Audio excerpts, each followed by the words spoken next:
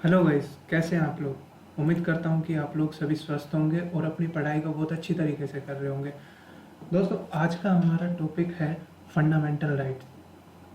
आज का हमारा टॉपिक है फंडामेंटल राइट्स। फंडामेंटल राइट जो है वो पॉलिटी का एक टॉपिक है। पॉलिटी तो ये हमारे सभी एसएससी के एग्ज़ाम्स में बहुत यूज़फुल होगा। जितने भी एसएससी के एग्ज़ाम है, रेलवेज के एग्ज़ाम है, इन सब एग्ज़ाम के अलावा जितने भी वनडे एग्ज़ाम्स हैं, जैसे कोई भी स्टेट एग्ज़ाम हो गया, यहाँ तक कि स्टेट पीएससी में भी आज का लेक्चर जो होगा वो बहुत इम्पोर्टेंट होने वाला है। तो थोड़ा ध्यान से पढ़िएगा और चलिए शुरू करते हैं इस टॉपिक को। देख, ये टॉपिक शुरू होने से पहले मैं आपको कुछ फंडामेंटल राइट के बारे में कुछ एक जानकारियाँ देना चाहता हूँ। देखिएगा,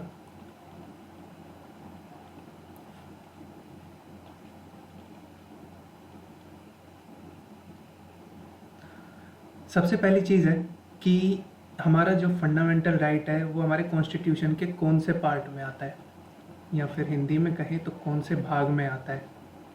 तो ये हमारा पार्ट है थर्ड, तीसरे पार्ट में कॉन्स्टिट्यूशन के फंडामेंटल राइट्स को दिया गया है। अगर आर्टिकल की बात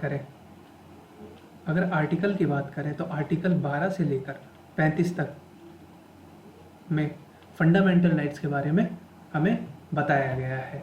ठीक है, क्लियर है ये दो चीज़ें। पार्ट थर्ड है, आर्टिकल 12 से लेकर 35 है। अगर बात करें फंडामेंटल राइट को मैग्ना कार्टा ऑफ इंडिया के नाम से जाना जाता है। आप कहेंगे सर मैग्ना कार्टा क्या है? तो देखिए,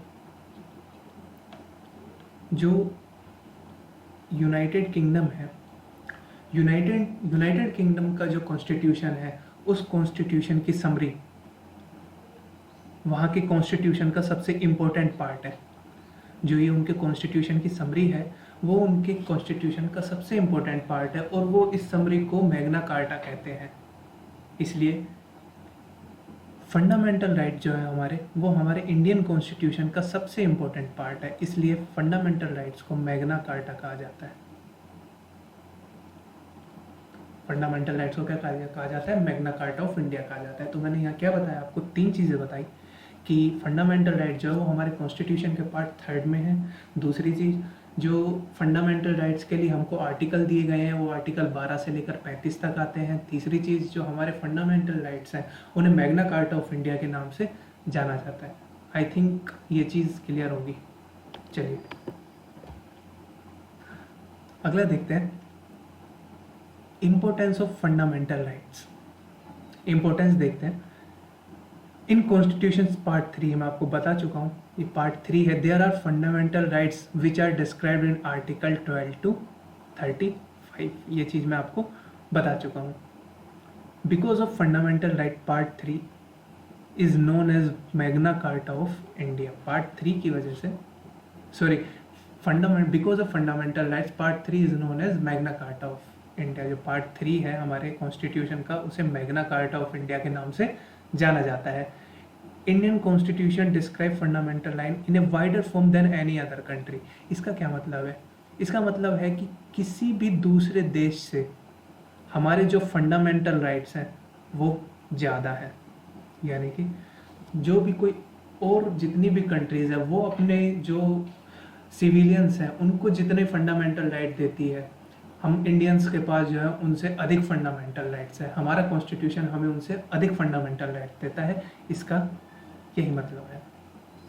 अगला पॉइंट देखिएगा, fundamental right is a type of guarantee. Fundamental right is a type of guarantee for all the civilians of country that they have their respect, dignity and equal term. इस topic का क्या मतलब है, sorry, इस line का क्या मतलब है? इस लाइन का मतलब है कि fundamental type is a type of guarantee. Fundamental right is a type of guarantee, एक तरह की गारंटी है। क्या?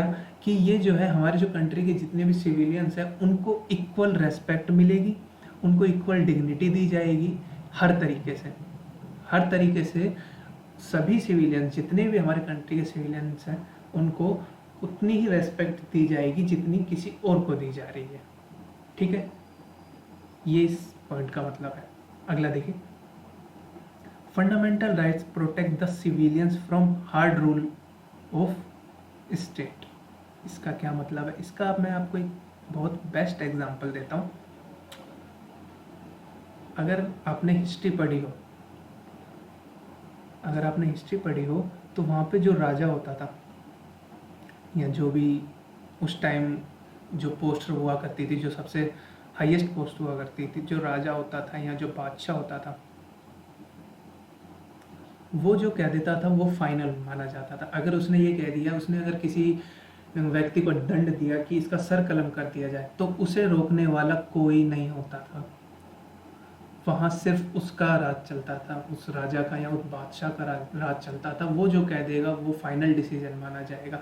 इसी तरह से कहीं हमारी जो स्टेट गवर्नमेंट है, या जो भी गवर्नमेंट है, सेंट्रल गवर्नमेंट है, स्टेट गवर्नमेंट है, वो अगर सिविलियंस पर कुछ ऐसा अत्याचार करती है, कुछ ऐसे हार्ड रूल्स ले आती है,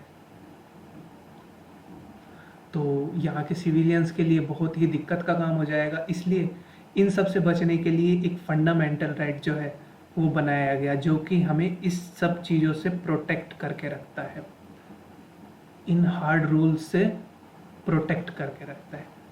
ठीक है, आई थिंक ये पॉइंट क्लियर होगा। देखिए, basically there were 7 fundamental rights in constitution. देखिए, मैं आपको एक चीज़ और बताना चाह रहा हूँ। अगर आपने पहले कहीं फंडामेंटल राइट्स पढ़े होंगे तो आप जानते हैं कि टोटल 6 फंडामेंटल राइट्स हैं। ठीक है, लेकिन एक पहले जब फंडामेंटल राइट्स बनाए गए थे, तब हमारे पास 7 फंडामेंटल राइट्स थे। और वो जो एक फंडामेंटल राइट है वो क्या था? वो था आपका राइट टू प्रॉपर्टी, संपत्ति का अधिकार। और ये कौन से आर्टिकल के अंडर था? ये था आर्टिकल 31। ठीक है, अब अगर हम एट प्रेजेंट की बात करें तो ये एक लीगल राइट है। राइट टू प्रॉपर्टी एक लीगल राइट है, और इसे किस आर्टिकल के अंडर रखा गया? इसे आर्टिकल 300A के अंडर रखा गया है। ये चीज़ आप ध्यान रखिएगा। ठीक है, चलिए, तो यहाँ वही चीज़ लिखी हुई है, but now there is only 6 fundamental rights according to Indian constitution. अभी हमारे पास सिर्फ 6 फंडामेंटल राइट है।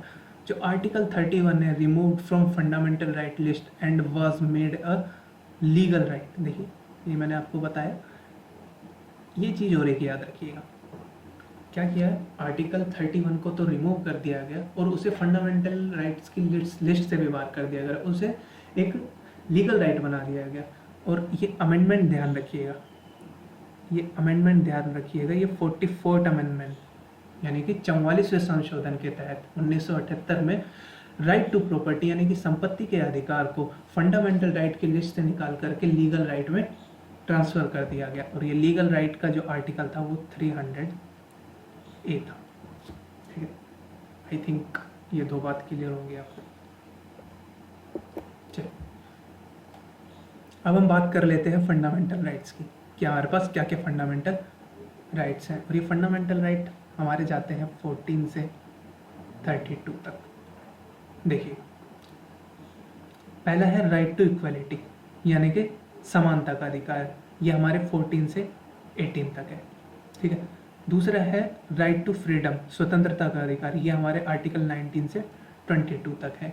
ठीक, तीसरा है हमारा राइट अगेंस्ट एक्सप्लॉयटेशन, शोषण के विरुद्ध अधिकार। ये हमारा आर्टिकल 23 एंड 24 है। फोर्थ वन है हमारा right to freedom of religion, ये हमारा आर्टिकल 25 से 28 तक है। पांचवा है right for culture and education, शिक्षा व संस्कृति का अधिकार। ये हमारा आर्टिकल 29 और आर्टिकल 30 है। छठा है राइट फॉर प्रॉपर्टी, संपत्ति का अधिकार। ये आर्टिकल 31 है, जिसे अब फंडामेंटल राइट की कैटेगरी से हटा दिया गया है। सातवां है राइट टू कॉन्स्टिट्यूशनल रेमेडीज, संवैधानिक उपचारों का अधिकार, जो कि आर्टिकल 32 है। ठीक है, अब हम एक एक करके सारे आर्टिकल को पढ़ते हैं। देखिएगा, आर्टिकल 12 क्या कहता है? आर्टिकल 12 कहता है all the organization and units of state will be considered under union. Union का मतलब क्या होता है? यूनियन का मतलब होता है संघ। संघ, ठीक है। आर्टिकल 12 क्या मतलब है? इसका मतलब देखिए, मैं आपको एक इसका एग्जांपल देता हूँ। मान लीजिए ये हमारा साउथ इंडिया है, इस तरीके से हमारा साउथ, ठीक है। यहाँ काफ़ी सारे स्टेट्स हैं। अब मान लीजिए कोई एक स्टेट, कोई भी एक स्टेट निकल, मान लेते हैं एग्जांपल के लिए महाराष्ट्र। महाराष्ट्र कल को उठकर ये कहता है कि अब से हम इंडिया के अंदर नहीं आएंगे, हम अपने आप को एक अलग राष्ट्र घोषित करते हैं। अगर कल को उठकर महाराष्ट्र यूँ कह दे कि भाई हम अब इंडिया में नहीं आते हैं, हम अपना एक अलग राष्ट्र घोषित करते हैं, तो ऐसा पॉसिबल नहीं है आर्टिकल 12 के तहत।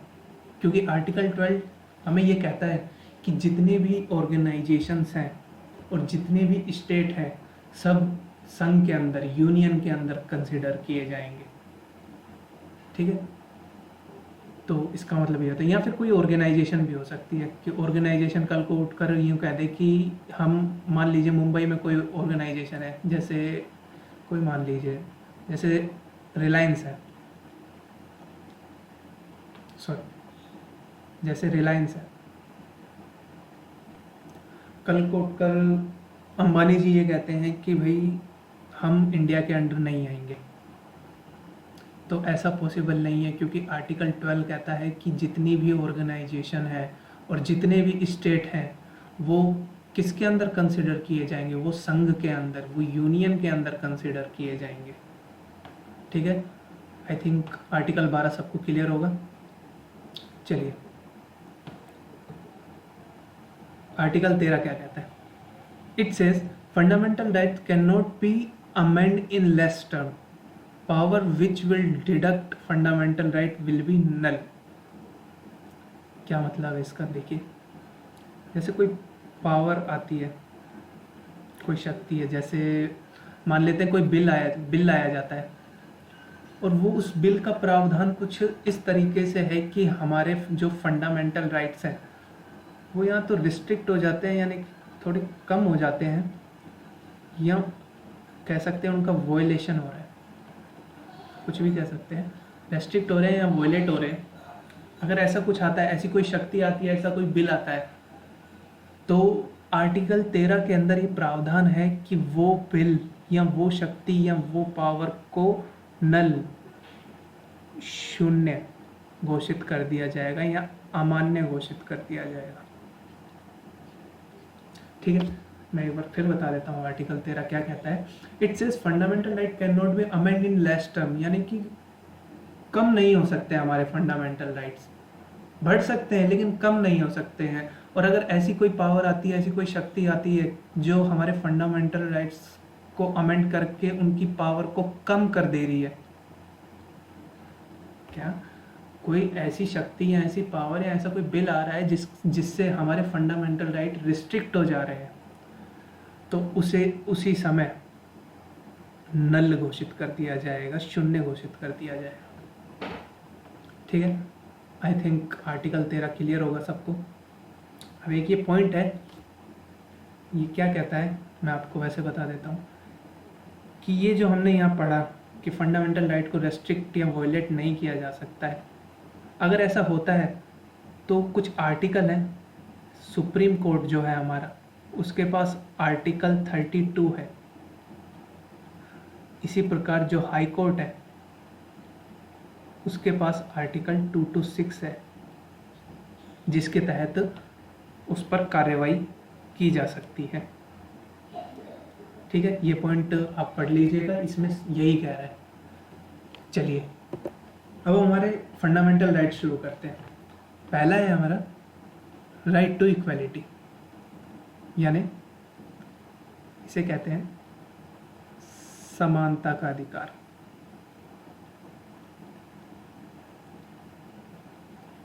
राइट टू इक्वालिटी, आर्टिकल 14 हमें कहता है इक्वालिटी बिफोर लॉ। इसका मतलब क्या है? इसका मतलब है जो हमारी न्याय व्यवस्था है, जो हमारी न्याय प्रणाली है, उसके सामने सब इक्वल है, चाहे वो कोई भी हो, चाहे वो खुद न्याय न्याय व्यवस्था का खुद एक, जैसे मान लीजिए पुलिस है, पुलिस एक न्याय प्रणाली का हिस्सा है, एडवोकेट है, वो एक न्याय प्रणाली का हिस्सा है। लेकिन अगर ये लोग भी कोई मर्डर करते हैं,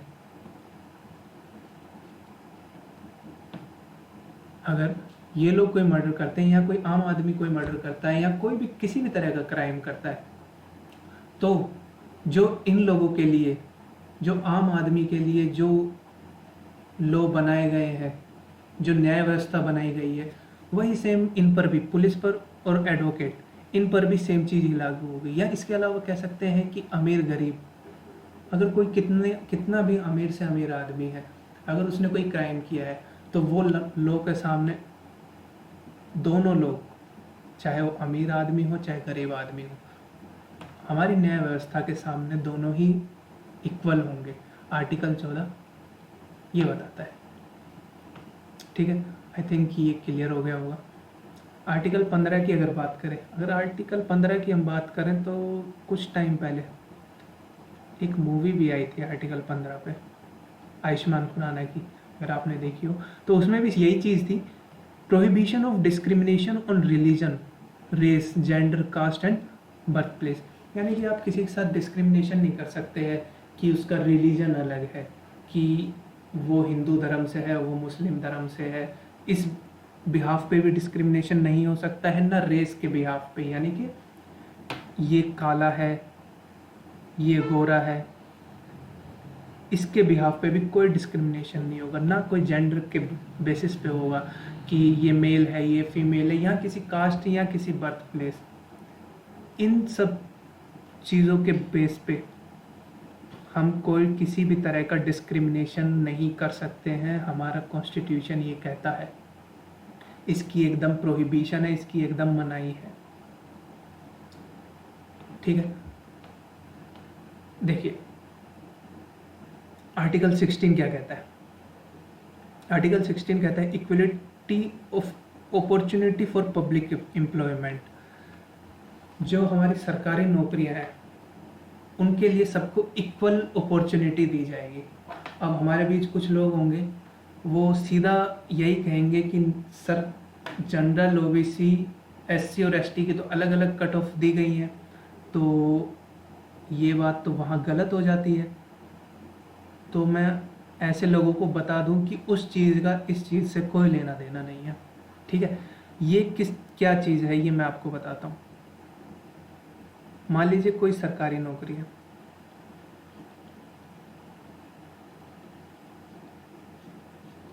तो हम देखते होंगे कि जब भी कोई सरकारी नौकरी के लिए वैकेंसी निकलती है तो आपके पास एक पब्लिक नोटिस आता है। ठीक है, वो इसी आर्टिकल के तहत आता है। क्यों? यह आर्टिकल ये कहता है कि सबको इक्वल अपॉर्चुनिटी दी जाएगी उन पोस्ट के लिए।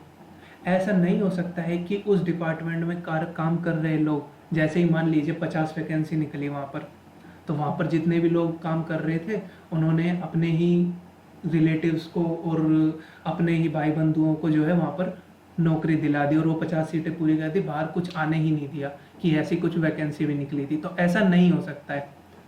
प्रॉपर पब्लिक नोटिस निकाला जाएगा, प्रॉपर एग्जामिनेशन, अगर एग्ज़ाम है उस पोस्ट के लिए तो प्रॉपर एग्ज़ाम होगा और उस हिसाब से जो है वैकेंसीज़ को फिल किया जाएगा।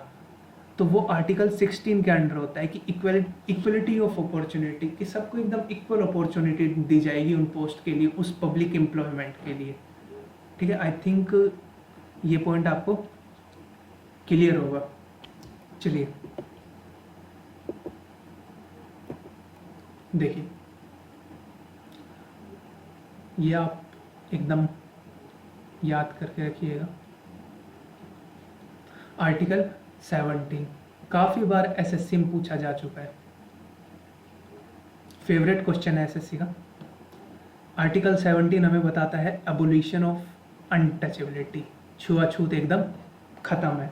अगर कोई छुआछूत करते हुए पकड़ा जाता है तो उसके ऊपर प्रॉपर केस चल सकता है। ठीक है, ये आप ध्यान रखिएगा, कई बार एसएससी पूछ चुका है ये क्वेश्चन। अब अगला बात करें आर्टिकल 18 की। आर्टिकल 18 हमें बताता है एबोलिशन ऑफ टाइटल्स, यानी कि कोई टाइटल एकदम, सब जितने भी टाइटल लोग लेते थे वो एकदम ख़त्म कर दिया गया। कौन से टाइटल? जैसे अगर आपने हिस्ट्री पढ़ी हो तो राजा महाराजा, जैसे ये भी एक टाइटल है, राजा महाराजा, नवाब, और अगर तुर्क साइड में जाए तो खलीफा, बादशाह। तो ये सब टाइटल जो है इनको ख़त्म कर दिया गया है अंडर आर्टिकल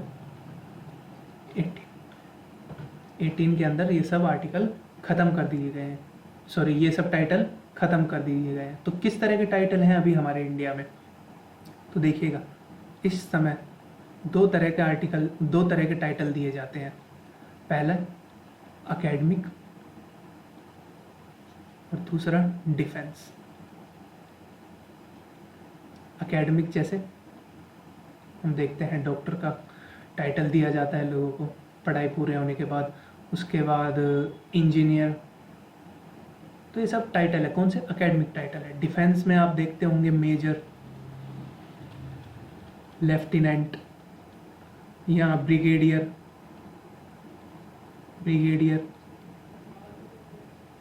ठीक है। अब सिर्फ ये दो तरह के टाइटल चलते हैं, इनके अलावा और सभी जितने भी टाइटल थे उन सब का अबोलिशन किया जा चुका है, उन सबको ख़त्म किया जा चुका है। आई थिंक आर्टिकल 18 और आर्टिकल 17 सबको क्लियर होंगे। देखिए, अगला है हमारा राइट टू फ्रीडम। यह है हमारा स्वतंत्रता का अधिकार।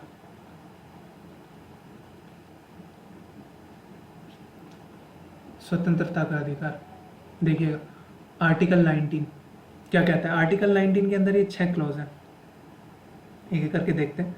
राइट टू स्पीच, अभिव्यक्ति का अधिकार, ठीक है।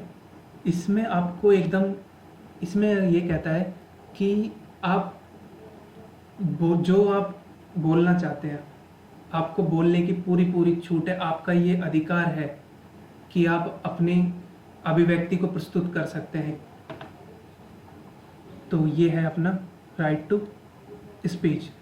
Right to organise a meeting in non violence way, एकदम शांतिपूर्ण तरीके से आप किसी भी तरह की मीटिंग को ऑर्गेनाइज कर सकते हैं। लेकिन मीटिंग ऑर्गेनाइज कर सकते हैं, लेकिन देखिए यहाँ एक कंडीशन है कि नॉन वायलेंस वे में, एकदम शांतिपूर्ण तरीके से अगर आप मीटिंग ऑर्गेनाइज कर रहे हैं तो ये आपका राइट है, ठीक है। एक ये है right to make the union या एसोसिएशन, पार्टी बनाने का अधिकार, कि कोई एसोसिएशन बनाने का अधिकार है आपको, पूरा पूरा अधिकार है। जैसे अगर मैं एक एग्जांपल देना चाहूँ तो जैसे 2012 में अरविंद केजरीवाल ने आम आदमी पार्टी की स्थापना करी थी, तो उन्हें एकदम पूरा राइट था आर्टिकल 19 के तहत, ठीक है। फ्रीडम ऑफ मूवमेंट, कहीं भी आप घूम सकते हैं, ये उसकी आज़ादी है। Freedom of resident and settlement, आप कहीं भी अपने देश के किसी भी कोने में जाकर सेटल हो सकते हैं, ठीक है। ये आपको पूरा पूरा अधिकार है राइट टू फ्रीडम के तहत आर्टिकल 19 में। छठा है freedom of profession, occupation, trade या बिजनेस, आपको बिजनेस करने का अधिकार है, अपना प्रोफेशन खुद चुनने का अधिकार है, ट्रेडिंग करने का अधिकार है। तो ये सब आई थिंक आपको क्लियर होगा। ये अपना आर्टिकल 19 है। देखिएगा अभी आर्टिकल 20 क्या कहता है? Protection in respect of conviction for offences. देखिएगा आर्टिकल 20 क्या कहता है कि कोई भी आरोपी है, जैसे उस पर आरोप अभी सिद्ध नहीं हुआ है, कोई भी आरोपी है तो उसे पूरा पूरा अधिकार है रेस्पेक्ट का, आप उससे उसकी रेस्पेक्ट नहीं छीन सकते। और इस रेस्पेक्ट की प्रोटेक्शन कौन करता है? इस रेस्पेक्ट की प्रोटेक्शन करता है आर्टिकल 20, ठीक है। ये कह रहा है कि protection in respect of conviction for offences, कोई भी आरोपी है, उस पर आरोप अभी सिद्ध नहीं हुआ है, तो उसे पूरा पूरा अधिकार है रेस्पेक्ट का, कि कोई उसे जलील नहीं कर सकता है, ठीक है। ये आर्टिकल 20 के अंदर उनको अधिकार दिया हुआ है। आर्टिकल 21 की अगर बात करें तो आर्टिकल 21 इसमें भी आप मोस्ट इम्पोर्टेंट लगा लीजिए, काफ़ी बार एसएससी ये पूछ चुका है। दूसरा यहाँ पर मैं आपको एक चीज़ और बताना चाहूँगा, आर्टिकल 21 है राइट टू लिव। ये वही कहता है कि protection of life and personal liberty. एक चीज़ मैं इसमें और बताना चाहूँगा कि मैं आपको आगे एक टॉपिक पढ़ाऊँगा, एमरजेंसी। 3 तरह की इमरजेंसी होती है, वो सब अब हम आगे पढ़ेंगे। लेकिन यहाँ मैं क्या बताना चाह रहा हूँ कि इमरजेंसी के टाइम पे हमारे सबसे पहले फंडामेंटल राइट रिस्ट्रिक्ट होते हैं। सबसे पहले जो है हमारे फंडामेंटल राइट रिस्ट्रिक्ट होते हैं। लेकिन एक फंडामेंटल राइट ऐसा है जो कभी भी रिस्ट्रिक्ट नहीं किया जा सकता, और वो है आर्टिकल 21। कोई भी कैसी भी स्थिति में हो, देश इमरजेंसी लगी हो, कुछ भी हो, लेकिन आपसे कभी भी आर्टिकल 21 नहीं छीना जाएगा, कभी भी उसको रेस्ट्रिक्ट नहीं किया जाएगा। ठीक है, ये क्वेश्चन भी आता है आपके पास। देखिए अगला article 22, protection against arrest and detention in certain cases. क्या कहता है, कुछ केसेस ऐसे हैं जिसमें आपको ना तो अरेस्ट किया जा सकता है, ना पर डिटेंशन किया जा सकता है। ठीक है, उससे आपको प्रोटेक्शन है। जैसे अगर मैं एग्जांपल की बात करूं यहाँ पर, तो जैसे ट्रैफिक पुलिस।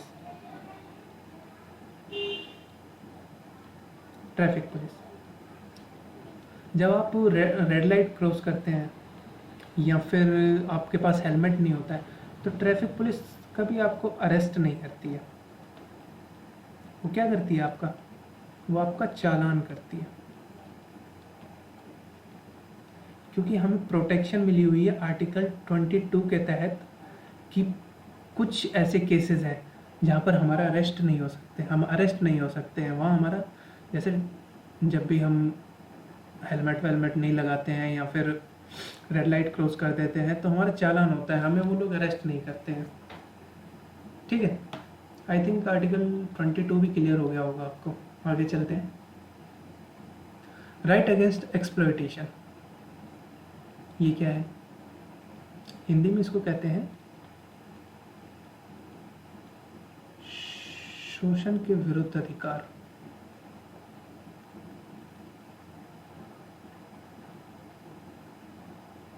इसमें आर्टिकल 23 क्या कहता है, आर्टिकल 23 कहता है कि prohibition of traffic in human beings and forced labour, prohibition of unethical business of children and women, slavery system.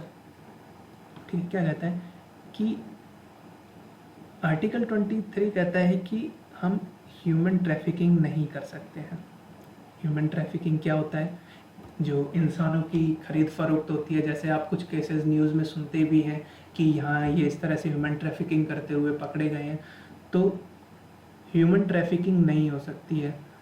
और दूसरा, जैसे यहाँ लिखा हुआ है unethical business of children and women, जो सबसे ज़्यादा होता है बच्चों का और औरतों का बिजनेस, उस पर पूरी तरह से मनाही है, पूरी तरह से मनाही है।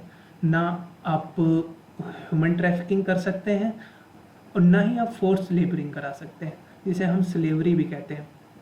आप फोर्सली किसी से जो है कोई काम नहीं करा सकते हैं, ये उसका पूरा राइट है कि वो अपनी इच्छा से कोई काम करे। फोर्सली आप उससे कोई भी किसी भी तरह का लेबर नहीं करा सकते हैं आर्टिकल 23 के अंडर। ठीक है, आई थिंक 23 क्लियर होगा। आर्टिकल 24 की अगर बात करें तो article 24 prohibition of employment of children in factories there shall not be labour below 14 year old. 14 साल से कम बच्चों को फैक्ट्रीज में काम करने की मनाही है, वो फैक्ट्री में काम नहीं कर सकते हैं। फैक्ट्रीज में या कहीं भी 14 साल से कम बच्चों को एकदम मनाही है कहीं भी किसी भी तरह का लेबर करने के लिए। ठीक है, आर्टिकल 24 उन्हीं को इस बात के लिए प्रोहिबिट करता है, मना करता है। In 1996, Supreme Court ordered that there shall be an establishment of children welfare account 1996 में सुप्रीम कोर्ट ने क्या कि एक चिल्ड्रन वेलफेयर अकाउंट बना दिया। तो इसमें आप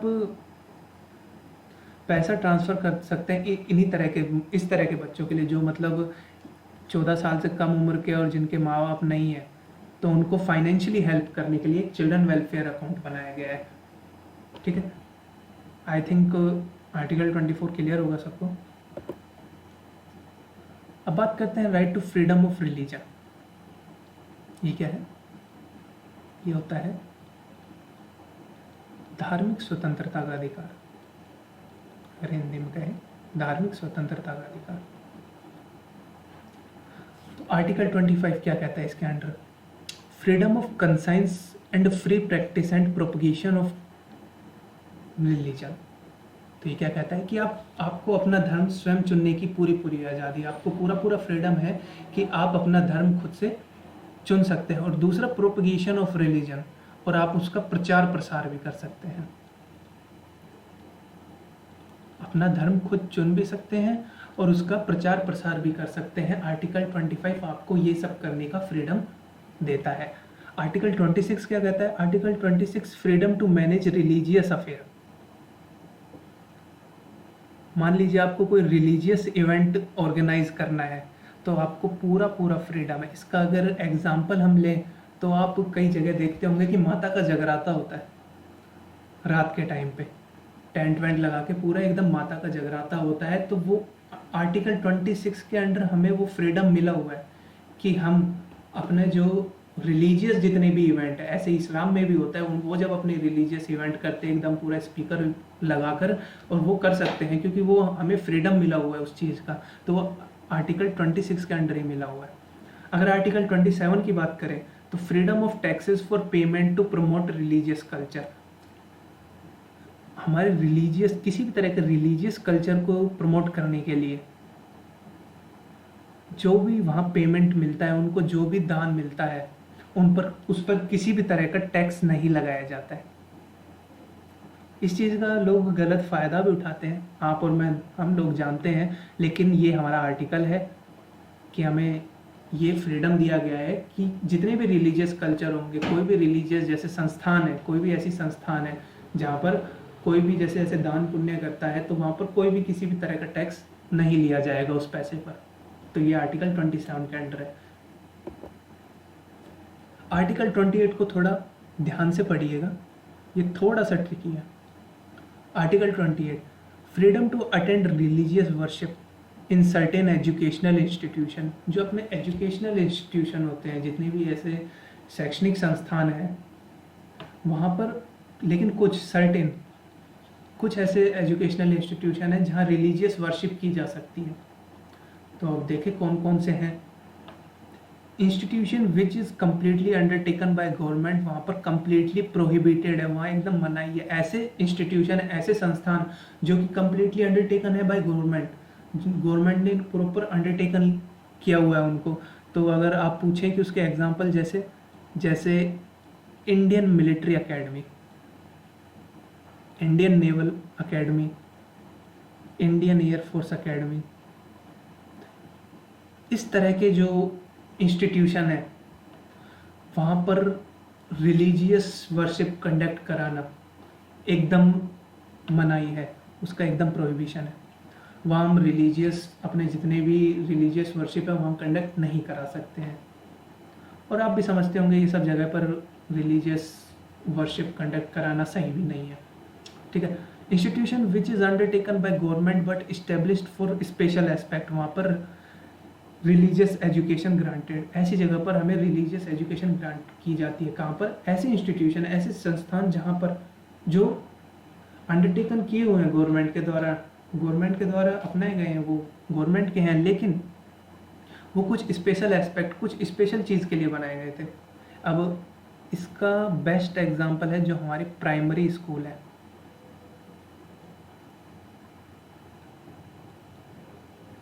वो इसका बेस्ट एग्जांपल है। प्राइमरी स्कूल बच्चों जो 14 साल तक के बच्चे हैं उन्हें फ्री एजुकेशन देने के लिए बनाई गई हैं। तो वहाँ हम अपने रिलीजियस अफेयर कंडक्ट कर सकते हैं, वहाँ रिलीजियस एजुकेशन भी मिल सकती है बच्चों को। ठीक है। तीसरा, institution which is approved by government, ऐसे इंस्टीट्यूशन, ऐसे संस्थान जो कि गवर्नमेंट अप्रूव्ड है। एग्जाम्पल के लिए जितने भी यूजीसी ग्रांटेड जितने भी यूनिवर्सिटीज़ हैं, जितने भी कॉलेजेस हैं, जितने भी प्राइवेट कॉलेजेस हैं, वहाँ free to attend religious education, वहाँ आराम से आप रिलीजियस एजुकेशन गेन कर सकते हैं, वहाँ कोई मनाही नहीं है। So the institutions which is financially held by government, free to attend religious education, ऐसे संस्थान जो फाइनेंशियली हेल्प किए जाते हैं गवर्नमेंट के द्वारा, गवर्नमेंट जो जिस संस्थान को फाइनेंशियली हेल्प करती है वहाँ पर रिलीजियस एजुकेशन कंडक्ट हो सकती हैं। इसका बेस्ट एग्जांपल है मदरसा, बेस्ट एग्जांपल है मदरसा। ठीक है, तो कुल मिलाकर बात यह है कि रिलीजियस वर्शिप आप कर सकते हैं लगभग सभी एजुकेशनल इंस्टीट्यूशन में आप हो सकता है, लेकिन सिर्फ एक तरह के ऐसे इंस्टीट्यूशंस या ऐसे संस्थान जो कंप्लीटली अंडरटेकन है गवर्नमेंट के द्वारा, कंप्लीटली अंडरटेकन है, बस वहाँ छोड़कर, जैसे IMA हो गया, Indian military academy, Indian naval academy, इन सब जगहों पर नहीं हो सकती है रिलीजियस वर्शिप। बाकी जो है कहीं भी आप करा सकते हैं, किसी भी प्राइवेट स्कूल या प्राइवेट कॉलेजेस, मदरसे, कहीं भी करा सकते हैं। ठीक है, तो आई थिंक ये पूरा आपको क्लियर हो गया होगा आर्टिकल 28 क्या कहता है। अगला हमारा फंडामेंटल राइट है right for culture and education. ये है हमारा, इसे कहते हैं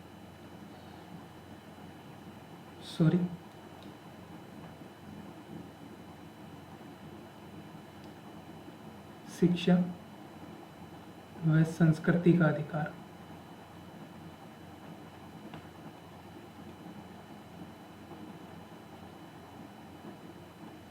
शिक्षा व संस्कृति का अधिकार, right for culture and education, ये मेनली जो है वो अल्पसंख्यकों के लिए है। दोनों आर्टिकल किसके लिए हैं?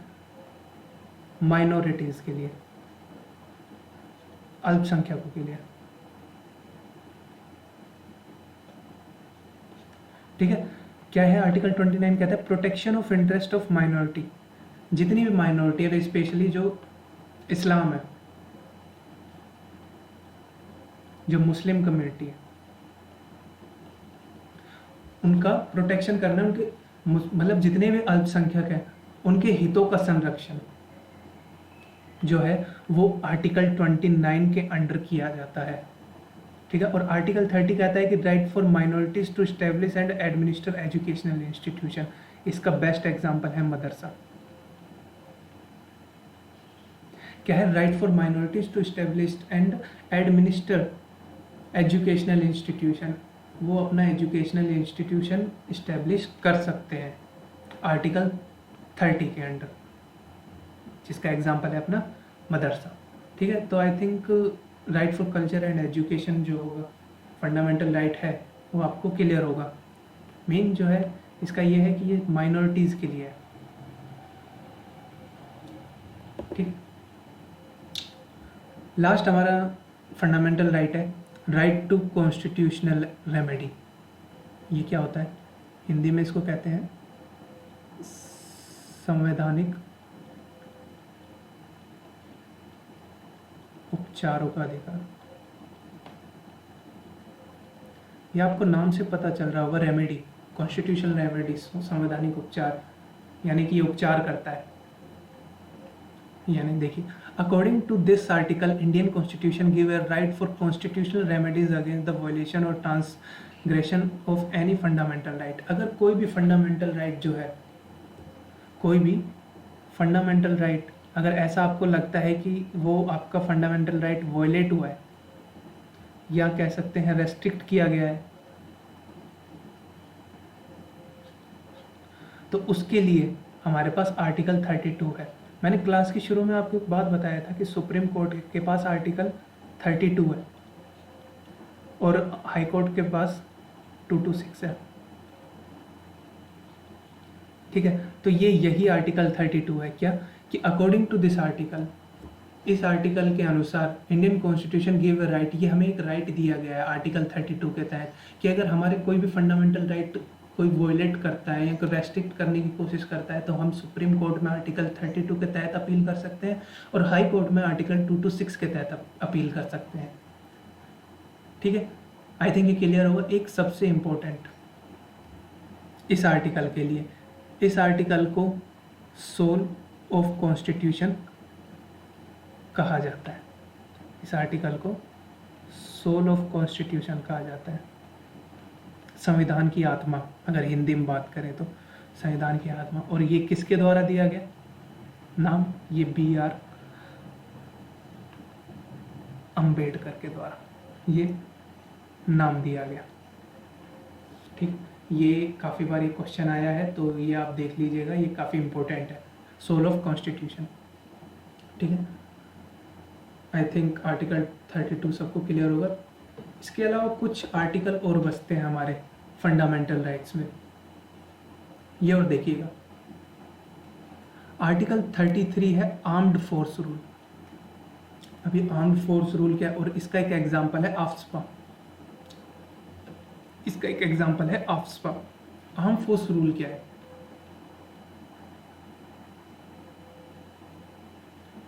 हमारे देश में कुछ ऐसी जगह हैं जहां पर आर्मी रूल कर रही है। क्यों? अब मैं इसका एक बेस्ट एग्जांपल देता हूं। इसका एग्जांपल है नागालैंड।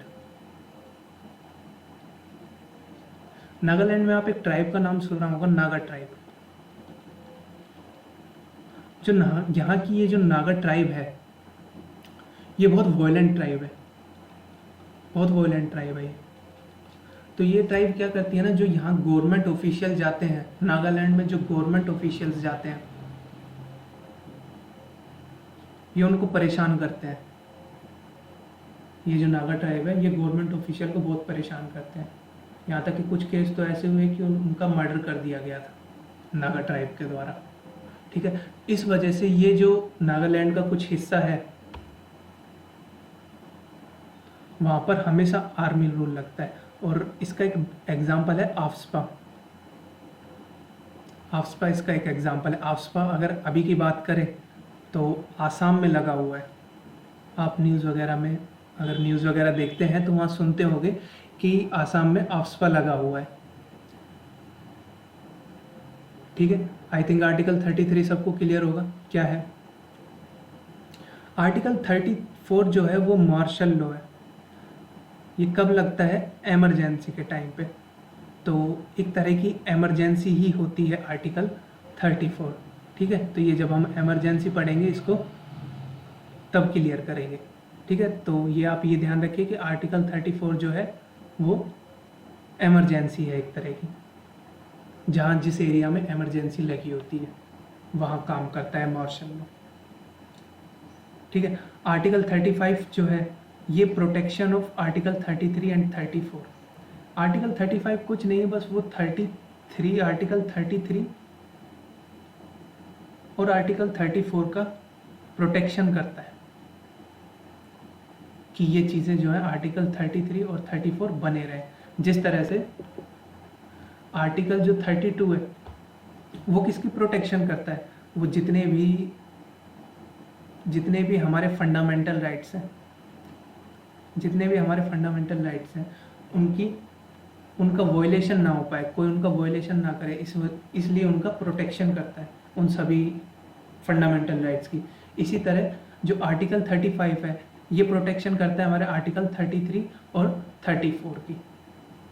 ठीक है, आई थिंक ये सबको क्लियर होगा। तो आर्टिकल 12 से लेकर आर्टिकल 35 तक हमने पूरा कर लिया है।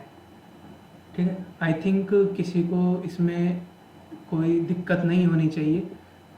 मेन जो है आपका, अगर आपको एकदम कंठस्थ रखने हैं कुछ, आर्टिकल 14 से लेकर आर्टिकल 32 तक ये बहुत इम्पोर्टेंट है। इनको आपको याद करना ही करना है, ये मस्ट है।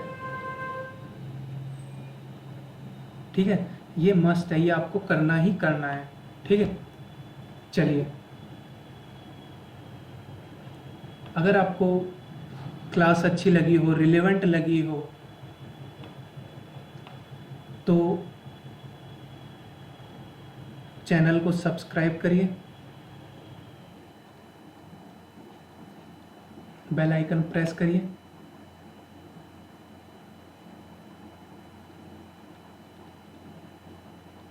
ठीक है, चलिए, थैंक यू।